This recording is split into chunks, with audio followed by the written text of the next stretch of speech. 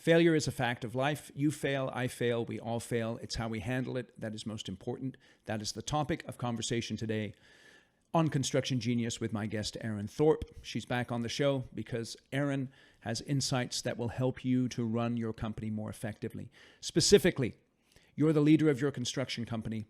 One of your direct reports has a failure.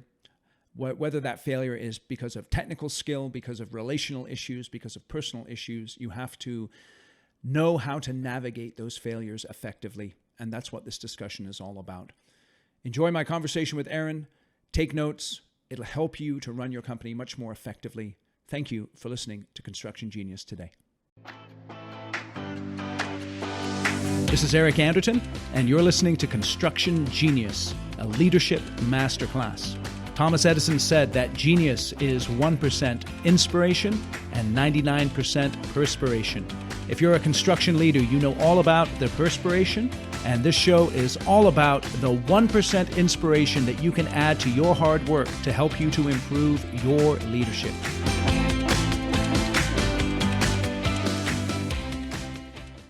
Erin, welcome to Construction Genius again. Yeah, thanks, Eric. It's great to be back.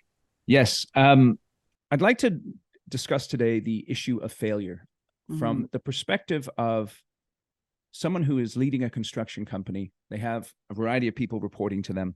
And obviously in our lives, each one of us, we have issues and challenges and difficulties and failures occur.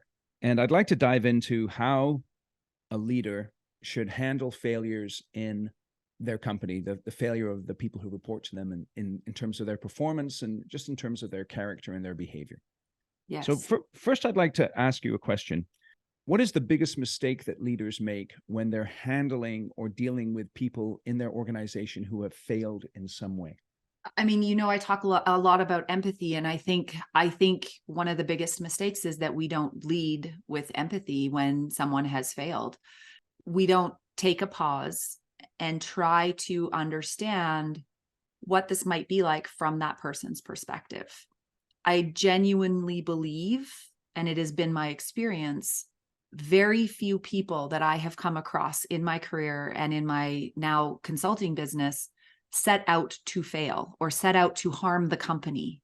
And, what I mean by that is like, they don't wake up in the morning and say, how can I screw things up today? How can I really blow this apart or not show up? Like, that's not the orientation that people are showing up to work with. They're showing up wanting to do their best, trying to bring everything they've got to the table. And sometimes that does fall short, and sometimes they fail. And there's a variety of reasons of why that can happen. It can be at the individual level, the team level, the company level. Like, there's all kinds of reasons why that might happen. And so as leaders, when we're first presented with like, oh, here's the situation and this person has failed or this team has failed, if we don't take a pause and really go, how do I want to intentionally influence the outcome of this situation? And what am I actually trying to get to on the other side? We can get caught up in our own kind of default approach, which will be more fear-based, more shame-based. And, we'll come down kind of hard on these people without really understanding what was going on and what led to the failure. So I think curiosity, empathy, and really leaning into that tough conversation. So a little bit of courage is required to navigate these situations.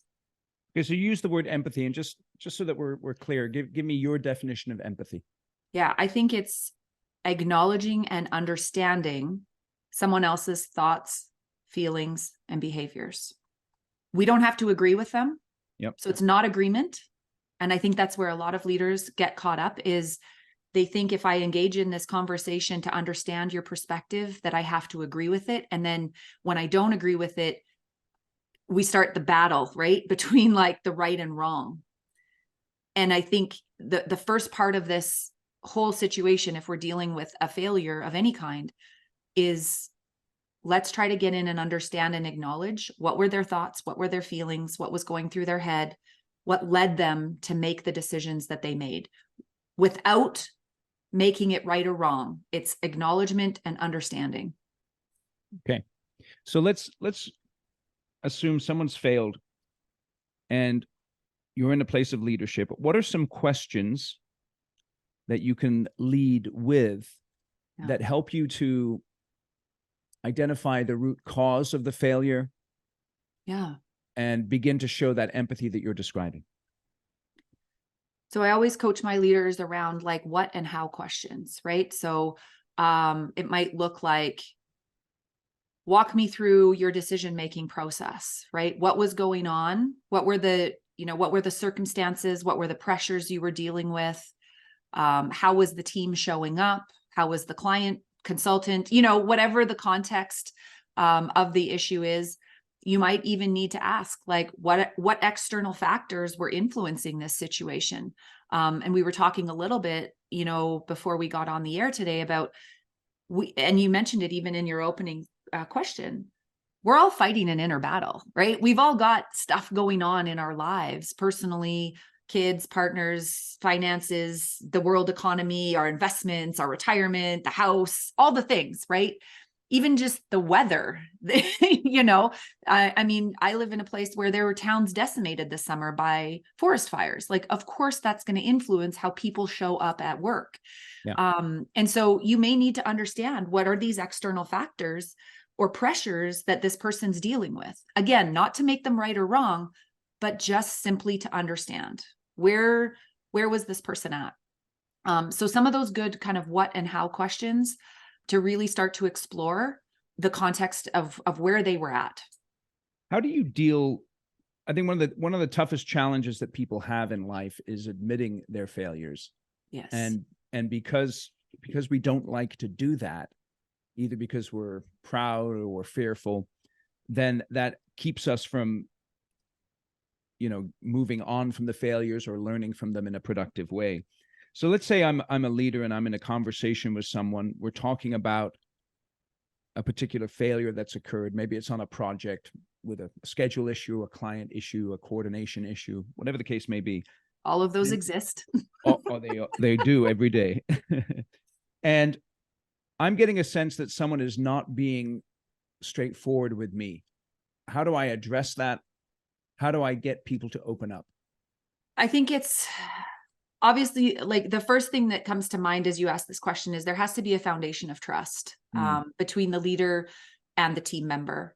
Because I think without vulnerability-based trust, it's going to be very difficult for somebody to say, hey, I need help, or to raise their hand. I think we do that, by everyday tiny little interactions between our teams. It's not something you can start. It's one of those things, like, you need it the most in those moments that you can't actually build it. Like, you need trust as you're coming into these failure conversations. So if you haven't been working on that when times are good, so to speak, it's going to be the gap in the relationship that's going to prevent you from having the right conversation when times are not so good. So as leaders, we constantly need to be focused on what is the level of trust, and how are we doing by putting deposits in the trust bank? Are we checking in with our teams? Are we showing that we care? Are we following through on our commitments? Are we showing that we're believable and dependable and really behaving in trustworthy ways, right? All the time. So, like, that's the first piece. But I think as leaders, if we've got this inkling, so it's kind of, I'm going to answer this question assuming that trust is there between you and a team member as a leader. You're sitting across the table from this person, you're digging in, you're asking some questions, and you've got the spidey sense that says, hey, I think there's something somebody's not telling me, or they're trying to hide something, maybe because they don't want to admit that they've missed something, or that they see something coming. I might ask a question like, and again, this only works if you've got trust, but I might ask a question like, what are you not telling me, or what are you afraid to tell me in this moment?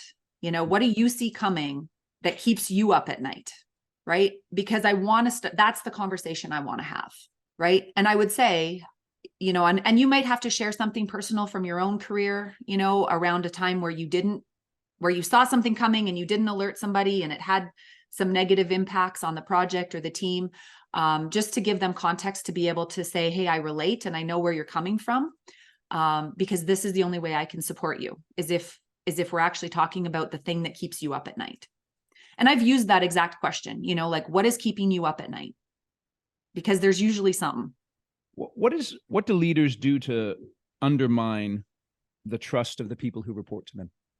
I think the biggest behavior that we see, that I see and have experienced, is we say one thing and do another. So as human beings, if you say something to me around, like, let's just use a very hot topic right now, which is the work from home policy. It's like everybody's talking about it, right? And we got companies clawing people back, and we got people leaving because they want flexibility.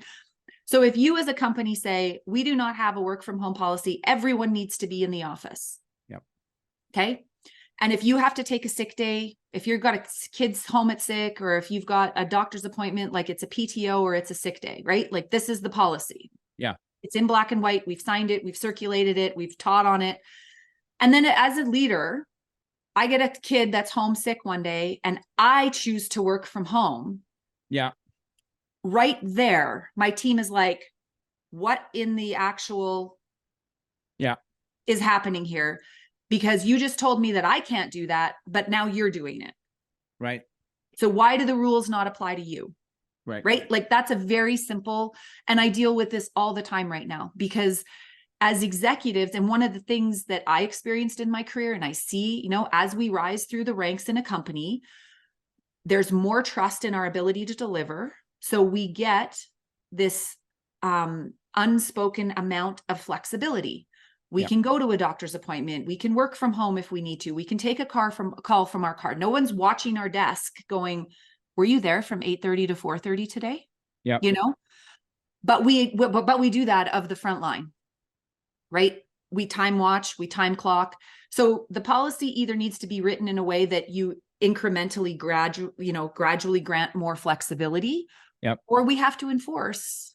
We have to do what we say we're going to do.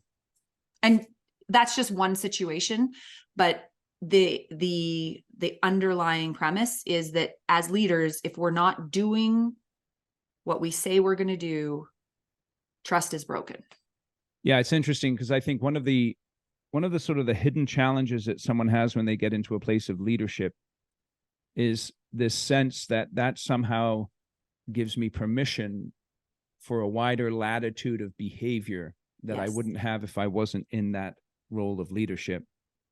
Exactly. And again, what that does, it's often unsaid, but it does undermine our credibility. And it actually, even if others don't necessarily notice, it actually undermines your own integrity, and you know it in yourself. It's so true. So that would be the number one thing that I see leaders doing. The second thing that I see leaders doing that undermines trust, and especially in our industry of construction, engineering, like technical, predominantly, historically masculine industries, is this element of caring. So really just demonstrating that, hey, I care about you as a human being. And I'm not talking about, we don't need to lay on the couch and have a therapy session, but did you even ask how my weekend was? Did you stop to say, hey, how are the kids? Did the soccer tournament go okay? Whatever. Did you go to the football game on the weekend? Like just some form of demonstration that I care about you as a human being. Right. And we tend to just jump right to the business. And that, like, research has proven that actually, this demonstration of caring and connecting at a human level is a huge component of trust. It's interesting. Yeah. Okay, so two things there: saying one thing and doing another, and then intentionally having that human connection with people. Yeah. Yeah. Yeah. What about when someone is... Okay, so two things we do, right, when we failed is we cover it up, or we shift blame. Yes. Right? So it's not my fault, it's their fault. And in construction, that can often be very challenging because construction is complex and it involves a lot of people. So I could be talking to my project manager and say, why is this project going south? And he says to me, well, dude, go talk to the superintendent. They're the ones screwing it up. Yeah, exactly. Right. So what does a leader do in that situation? So I think as leaders, recognizing that behavior to cover it up or to shift blame is the individual's way of protecting themselves, right? The human brain is designed to keep the individual safe. That's its primary function. Not thriving, surviving. Yeah. Yeah. So that behavior of cover it up and hide or shift, blame, and deflect is the brain's way of protecting that individual and trying to keep that individual safe. Yeah. So as leaders, if we see that behavior, the first thing to do before you keep going on the issue is to say, hey, project manager, your job isn't at risk. You are safe, right? I want to understand what's really happening here so we can all support each other to get through the other side and get the outcome that we want. So what's really going on, right? I don't want you to blame someone else. You don't need to hide and protect. You're okay, right? Let's have the real conversation. What do we see happening? Where do we see opportunities to improve, deflect? What are you struggling with? What's keeping you up at night? And let's have that conversation, right? Because as leaders, if you can start to see that behavior, then you know that team member's already not feeling safe. And if they're not feeling safe, they're going to continue down that path of hide and hope for the best, which may not work out. Or they're going to continue to shift blame, which is just going to create wedges and divides in the team, and then the team can't function. And they will not achieve their outcomes, you know. Okay, so what just popped into my mind when you were talking there is a scene from The Godfather. And the scene is where Michael has just finished killing all the other heads of the families, and he's talking to Carlo, his brother-in-law. And, you know, he's telling Carlo, you know, just tell me the truth. You're safe. Yeah, what actually happened. You're safe. And, you know, Carlo goes, yeah, I did betray you, you know, and then 5 minutes later, Carlo's dead. Yeah. All right. So, and the reason I bring that up is because I think this is one of the major issues that happens when failure occurs. That there's this uncertainty on the part of the person the subordinate person or the report person. What is my leader thinking? What is the situation here? And sometimes I think what happens is that when a failure is being addressed, maybe the leader goes in and they're not quite sure what's happened. And so they don't really know what the outcome is going to be. But then having that statement, you know, your job is not at risk or something like that. How should a leader go into a conversation to be able to open it up with a person right from the start so that what's at stake is clearly defined? Yeah. And you're right. This goes back to doing what we say we're going to do, right? If we say you're safe, we can't turn around and then fire you, right? And we can't have a history of saying, you know, everyone's safe, we're a family, this is great, but then we turn around 2 weeks later and go mass layoffs and get rid of people. And, you know, so that statement of we have psychological safety here and whatever that is only works if you have been consistent in your word and your action. Right. So that's the thing leaders need to pay attention to, because their actions are actually speaking louder than their words. And that's what the team members are paying attention to. Right. So if you have a history as a leader of losing your marbles and blowing a temper stack and firing people on the spot, your team will not tell you what's going on. Yeah. They're going to hide and protect as long as they can, because they know, or they can anticipate how you're going to behave. Yes. So it comes back to, as leaders, you really got to pay attention to your behavior and what is that telling your team? Okay. And if there is something at stake, if it's like, hey, you know, this project is going sideways, we're losing too much money. If we can't turn this around, then we're probably going to have to look at making a personnel change. As leaders, we have to be willing to lay that on the table so people know what they're dealing with. At what point do we state what's at stake as a leader? So I'm having this conversation, there's been an issue, there's been a failure. Do I go right in and say, your job's not at stake, or just to open up the playing field, so to speak? How do I handle that? So my kind of orientation is I will give like one, maybe two kind of chances. If we're having the same conversation 3 times in a row, then we're probably having a different conversation around like your behavior is not changing. So you're wrong seat on the bus, or maybe even the wrong bus, right?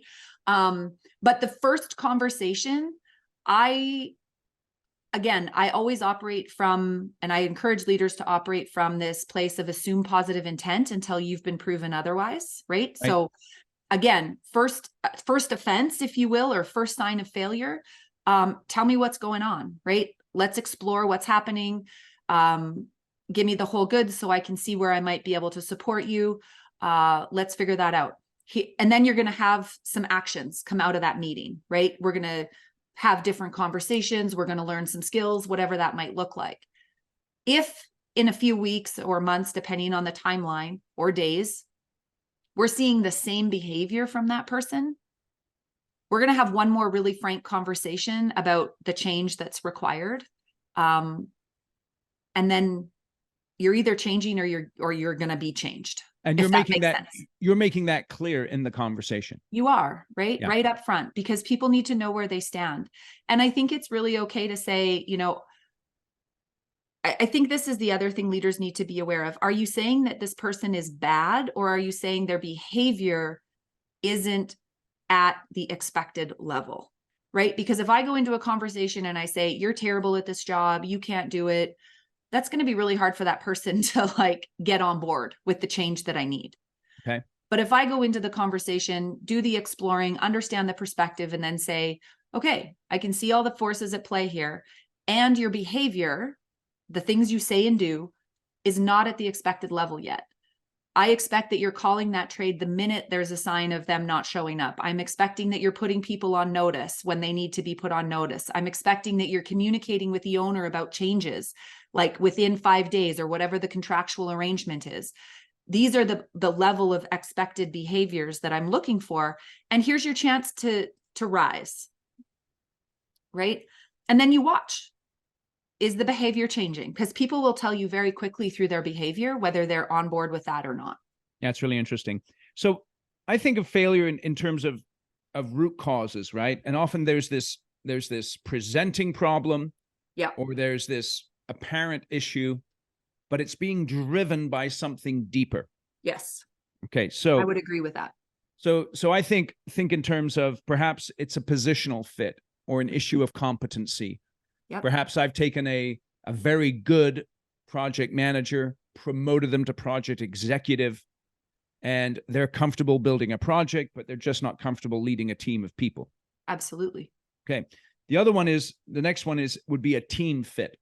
Okay. So let's say in my executive team, and this happens many times, I have two people who are technically competent and also have strong relationships with people who report to them, but they don't have a strong interpersonal relationship. There's a lack of a fit there. Yep. Then there's a cultural fit. So let's say this person is technically competent for the position that they're in, but they're not a cultural fit for the organization. Yep. So I'll give you an example. I have one of my clients, the purpose of their business is to crush the competition. That's what that's their culture. Right. I mean, and they're going to show up every day. And what that means practically is if you're a PM, you're going to show up at 6 and you're going to leave at 5, so you're going to put in your 11 hours every day. And that's just the expectation. Yeah. Right. And then the fourth one is, I'm going to call it personal/moral failure. That, in other words, failure that is perhaps outside of the business, but is impacting the business. Yeah. Now, as a leader, when something is not working, when a project isn't profitable, when there's issues in my business, it can be a combination of all those kinds of things. Yep. How do I begin to tease out the root cause of the issue so that I can be more effective in trying to solve it? Yeah. Hey, hope you're enjoying my interview with Erin. Just a quick break to remind you to go out to Amazon and purchase my book, Construction Genius. Effective, hands-on, practical, simple, no BS. Leadership strategy, sales, and marketing advice for construction companies. I encourage you to go out and read the reviews on Amazon and really dive into why people have found the book to be super helpful. And then after reading those reviews, purchase a copy for yourself. And if you have a large leadership team, purchase 10 or more copies for your leaders. And then contact me directly, because I will come via Zoom into your company with those leaders and conduct a question and answer session around the book and also provide you some bonus leadership training. I would normally charge $2,500 for an hour of my time to do this. All you need to do is purchase 10 copies of the book, which is about $200 on Amazon if you get the paperback. And that's a killer deal. And it's also a way for you to really lock in the learning from the book. So go out to Amazon right now, purchase 10 or more copies, shoot me an email, eric@constructiongenius.com, with the receipt of your purchase, and we'll set up that Zoom meeting with you, me, and your leadership team. All killer, no filler. And now back to my interview with Erin. I think that was the longest question I've ever asked.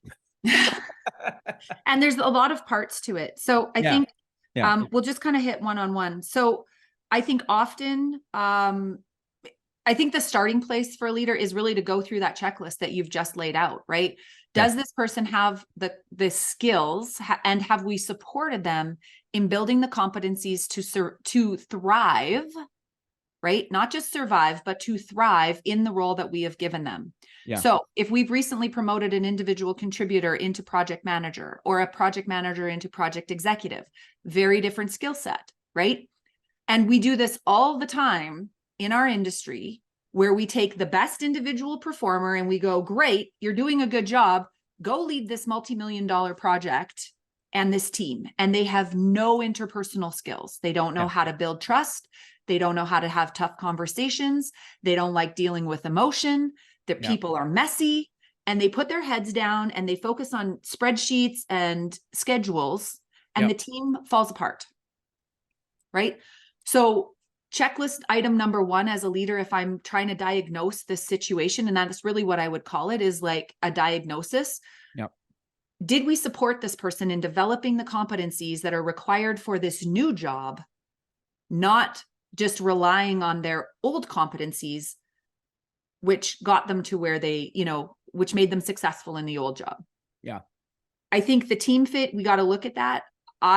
Especially after COVID, I think that it was really interesting because people still managed to keep companies open and get projects done during COVID, but it came at a great expense of the team dynamic and people's personal, like, mental health, sometimes their physical health, because we were in front of these computer screens all day long. Yeah. And so I think there needs to be this real focus on what are we doing to support the team to come together as well. So are we checking for fit? Are we doing things and promoting things and supporting relationship building outside of just sending emails and having Teams chats? What are we doing to promote the relationship building? Culture is a really interesting one because it's been my experience in my career. The companies that I've worked for that had very strong cultures and defined ways of being, people who didn't fit that culture took themselves out. They self-selected very quickly. And the people that loved it kind of were like lifers, like we drank the Kool-Aid. Yeah. So I think the stronger your culture is, and your client example of Crush the Competition is great. Like, they are clear in what that expectation is. So you will get the ultra competitives, you will get the people that are fine to put in their 11, 12 hours a day, but the people that just want to work 6.5 hours a day are not going to survive, and they're going to self-select out. Right. So that then begs the question that if I think it's a cultural fit, maybe it's an issue of me not strongly defining the culture or standing for the culture that I want. Yes. And I've also worked for companies that have very loose or weak defined cultures, right? Yeah. Where we tolerate this wide spectrum of behaviors. So again, a lot of people fit, but they may not fit team to team, because without a strong company culture, you're going to end up with these micro cultures inside each team. So if I'm working for you and it's going great, and then I get promoted out of your team into a different team, but that team has a totally different culture, I could be perceived to be not a fit. But it's not, that would be a team kind of culture piece, not necessarily a company culture, because we may not have a strong enough company culture. And then often the personal kind of moral piece that you were talking about at the end, so like what's going on in our personal lives, this is the piece I see a lot of leaders steer away from. There's still this belief in our industry that we're one person at home and one person at work. Yeah. And it's not been my experience. Like, I am one person, and whatever's going on at home is affecting how I show up at work. And the reverse is true. If I'm on a super tight deadline, I mean, there have been days that I have slept in job site trailers and not come home to my family because of what's going on at work, a late pour, an early turnover, a whatever, you know? And so it's like the work impacts my family and my family impacts the work. And so as leaders, if you aren't willing to dive into this and to really explore like what outside of these four walls is impacting your ability to show up here and how can we support you through that, you're missing a big piece of the puzzle. And again, it just makes people hide more, right? So then I want to talk about the personal thing, because I've seen this in a number of different situations. I know in my own life, I can remember working at a company many years ago where when I was going through some personal issues, and the owner of the company showed incredible support to me. Yeah. And I reflect on that, and I think some of that support was based on our personal relationship. It also was based on the fact that he knew that I was, a good performer, but my performance had been dipping because of my personal issues. I can think of another example where, there was someone dealing with personal issues in their lives, and I was looking at from the outside, and I would have fired the guy, but that is not what happened. Yeah. And the loyalty that the company showed to this individual was rewarded.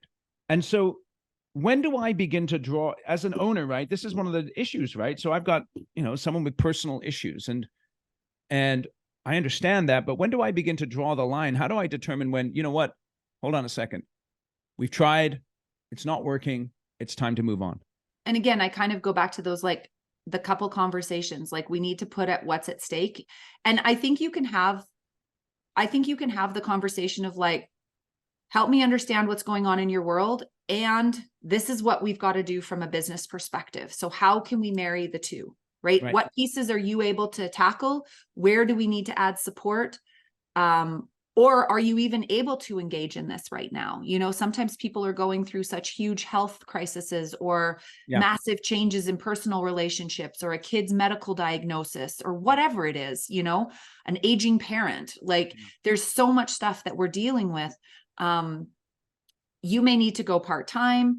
But I think I've had a number of these little moments in my career as well. And my automatic assumption as the employee is that my only choice is to work full-time at 80 hours a week or quit.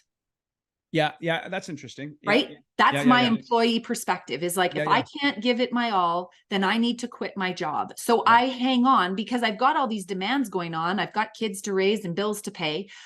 Quitting is not an option, right? So I try to hang on to this full-time position. I know I'm failing. They can see I'm failing. I'm a mess. I'm doing my best to put on the brave face every day and show up at work. And I've had leaders that have noticed that and have come to me and been like, there are other options, Erin. Like you need help me understand what you're dealing with as much as you're willing to disclose. And I will let you know where we can meet you in that. Yes. Right. So I think that's the leader's job, is just like, I don't think as employees, especially in this industry, because there's so few examples of anything other than full-time or nothing. Yeah. The employees aren't even thinking that modifications are an option. Right. Right. So as a business owner, if you can job share, if you can give them part-time work, if you can move them into a different part of the organization, if you can reduce their, maybe you take them off the $50 million project and you give them a couple $500,000 projects.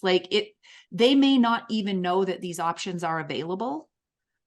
And I think that's the first conversation to explore, right? I went in one time ready to quit my job because I just couldn't deal with the demands of the personal life that was happening. Yeah. And my leader said, why don't you just take a 6-month leave of absence, Erin? You don't need to quit. We'll give you 6 months. You go figure out life. And your job will be here when you come back. Never even thought about that. Yeah. Right. But it allowed them to put somebody that could perform in my job. Right. They knew I was a good performer. And again, you talk about that conversation created this loyalty bond between me and my leader in that organization. I would still go back, like if they called me tomorrow and said, hey, we've got this thing, I would seriously consider it, because that created so much trust and loyalty. Okay. I want to flip it a little bit, and I want to think from the point of view of the person who's failed. Okay. And let's say I'm in a company and the results of the division or the project that I'm responsible for haven't been up to par. And I begin to feel the ground shifting underneath my feet. Love that. Perhaps the way that, I walk into the executive meeting now, and the president who used to smile and say hi is a little more reserved. I'm not sure where I stand. Yeah. And obviously, if I'm working in a company, let's say I'm not going to go start my own gig or anything like that, I want to have some understanding of where my career is going. How should I talk to the people I report to when I begin to see the ground shifting underneath me? I am a huge believer in personal responsibility. And what I mean by that, just like the leader's going to go through this checklist of, are they competent? Is there a fit? What's going on in the personal life? I think as individuals, we also need to do that same diagnosis, right? Do I have the skills for this? Is there a gap? Where might I need support that I haven't been asking for? Where might I need to build a relationship that I haven't been putting effort into?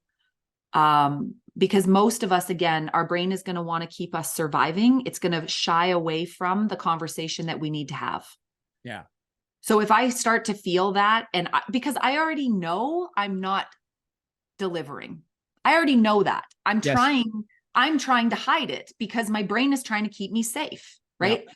My brain is going, just hold on a little bit longer. You'll get through this. It'll be okay. Right. Nobody needs to know, right? Like I can remember those moments and that conversation and that self-talk that's Yep. like, just grin and bear it. You'll get through this. It'll be okay. Somehow, some way, this will work out. So when we notice ourselves in those moments, that's the invitation to do this little self-reflection and to go, you know what?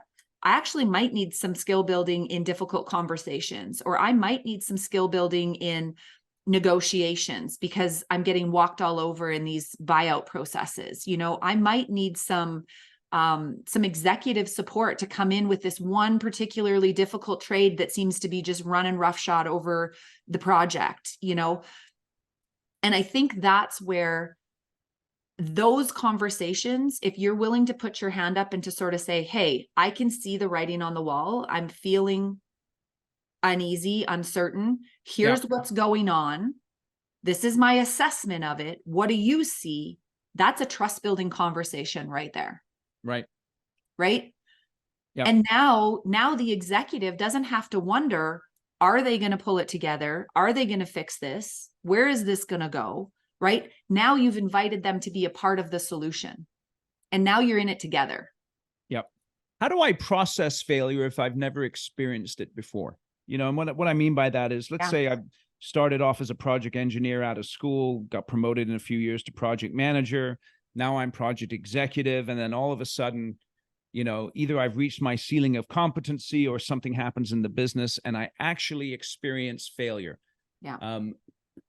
How do I process that? Yeah. And unfortunately, fortunately, those mental muscles of being able, those networks in our brain to be able to process failure are no different than our physical muscles. If we've never used them before, they're going to be very atrophied and very weak. Yes. Right.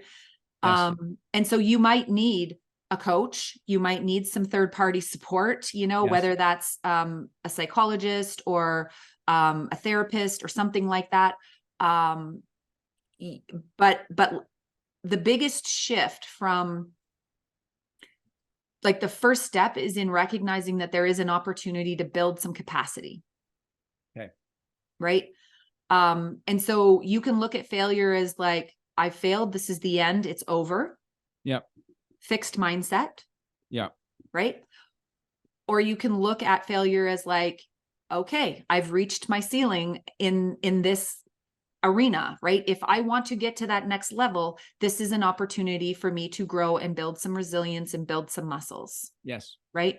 So if we're the leaders of the construction company and we've noticed that, okay, Joe's been here for 25 years, just experienced his first failure, we're going to need to support Joe through that because Joe's a good guy,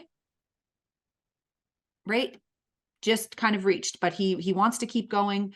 So we're going to get him some support, whether that's a coach, third party, maybe some training, whatever that looks like. If you're the individual, you really get to make a choice. Do you want to stay stuck and look at failure as like, this is as far as I can go, which is that fixed mindset? Or here's my opportunity to build some new skill. Let's see what I can learn out of this process. Growth mindset. Right. Up to the individual as to how they want to approach that. Yeah, it's interesting because it's such a two-way street, right? Because I can hear the individual who's failed saying, easy for you guys to say, but you don't know what my boss is like. Yeah. And, the boss saying, that would be great if everyone had that fixed mindset, but somehow these people, who report to me, sometimes they just don't tell me the truth, they're just not open and transparent. And so it's interesting. If you go into life understanding that human beings are not perfect, yeah, then that can really help you then to process through. And by the way, when I say human beings are not perfect, I mean you as well as everybody else. Yes, exactly.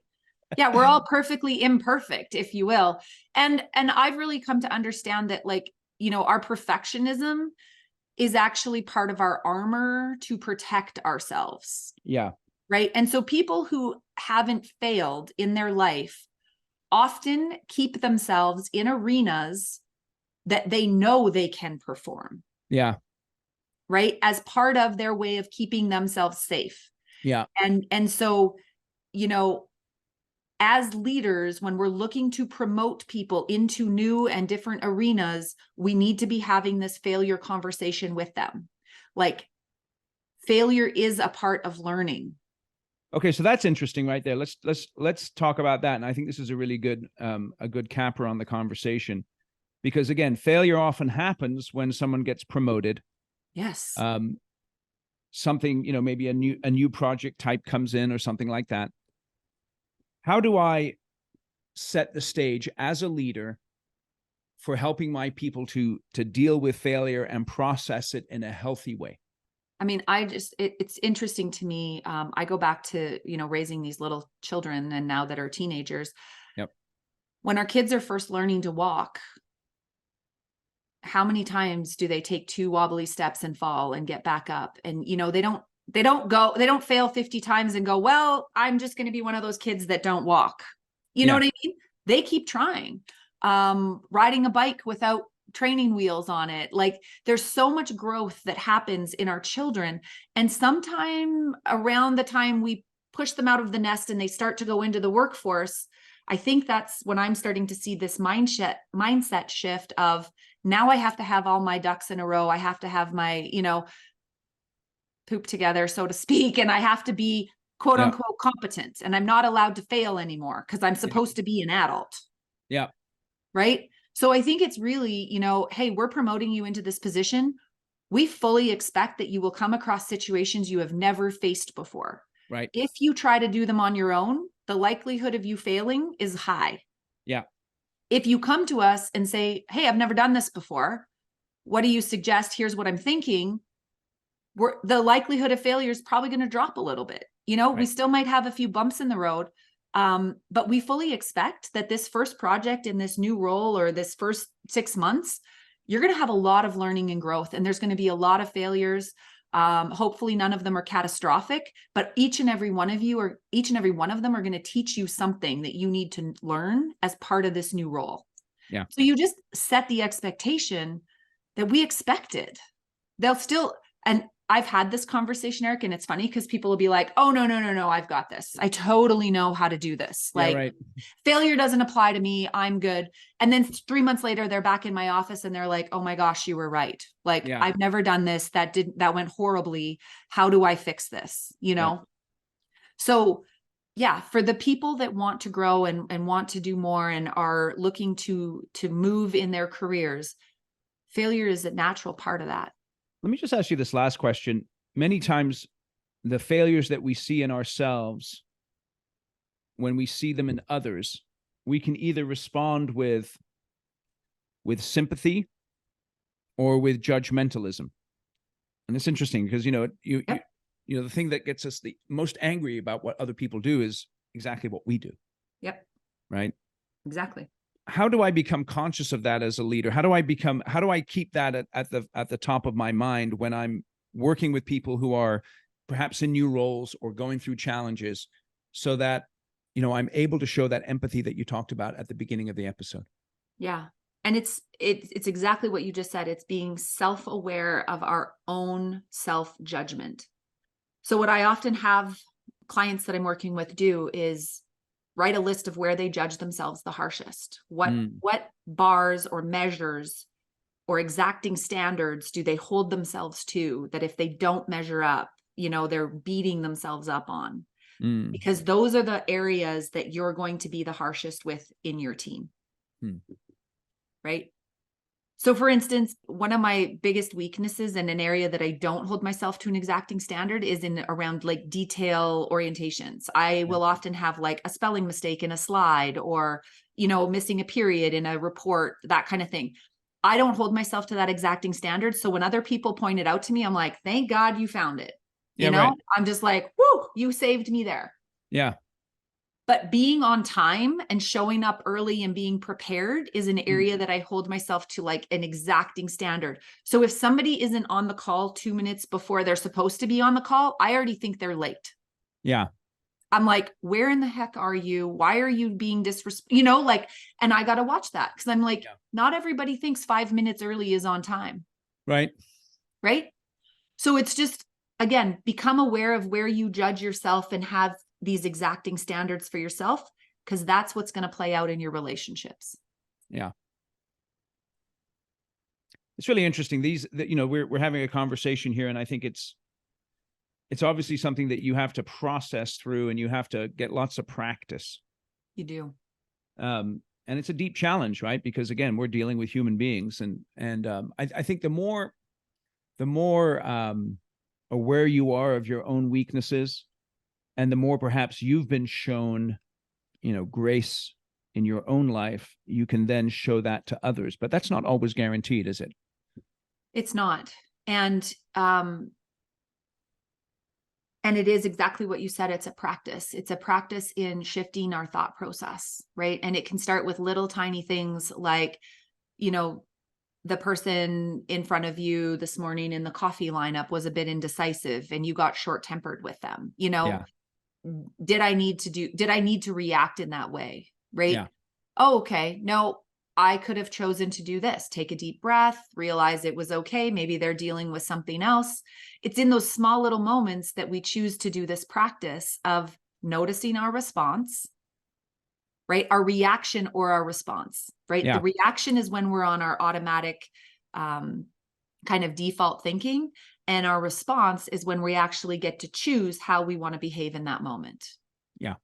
And that's really the practice. And the leaders and the individuals that are practicing pausing and responding are likely having better relationships, better outcomes, because they are actually choosing how they want to impact people and their circumstances.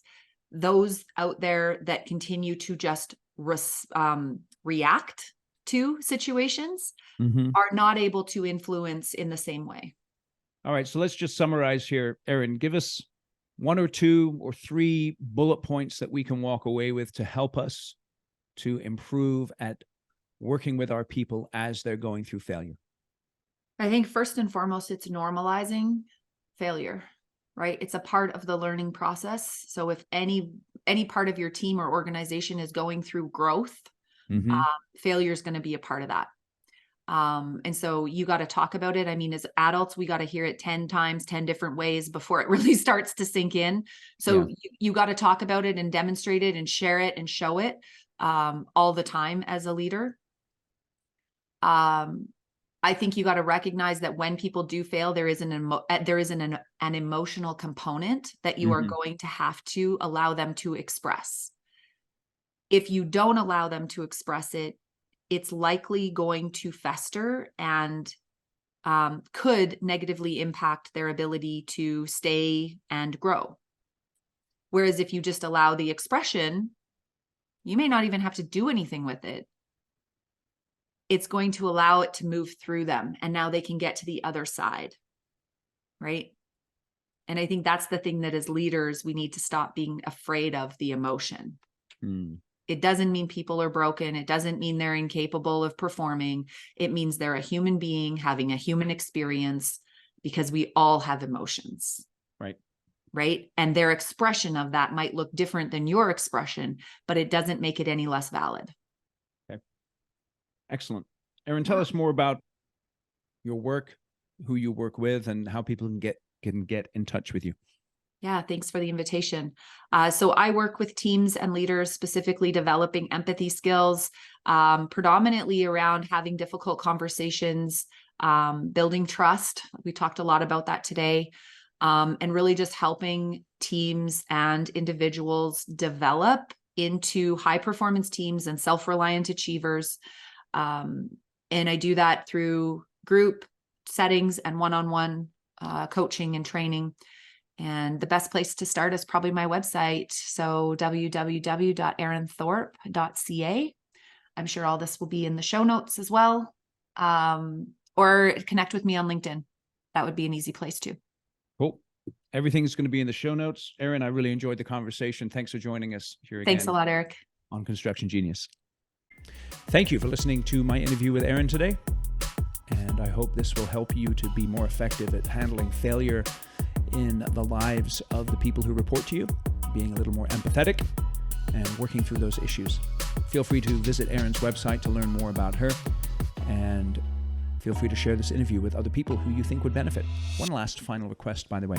Go out to wherever you get your podcasts, whether it be on Spotify, Apple, wherever you get it. Give us a review, will you?